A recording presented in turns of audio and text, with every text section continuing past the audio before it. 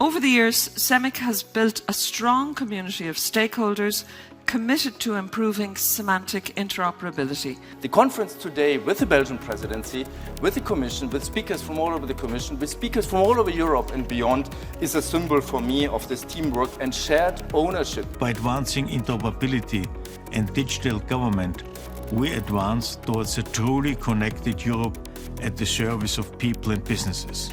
The end goal and the best measure of success is that our citizens and our industry use the services that we build. We as governments have to make sure that these innovations really come to our needs and in productions.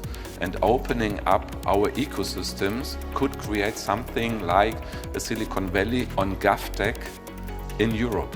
Europe can and will be on the top of the world in the data economy if we continue to work together. The Act sets a target, sets a vision. It's a kind of a map that gives us the hints on the road to take to achieve an interoperable digital Europe, and it also gives us some principles to build the next generation digital government. When we talk about delivering impactful cross-border public services, we are talking about providing the right data at the right moment to the right audience for a given purpose. By sharing data, you also encourage innovation. For all that, we need much more cooperation. We need to put together things. We don't need to reinvent each time the wheel. We reached the momentum this year and during the past months eventually that finally, even in the Commission, this concept got traction and we are at the moment of mainstreaming it. This is my vision for the future, that all the services,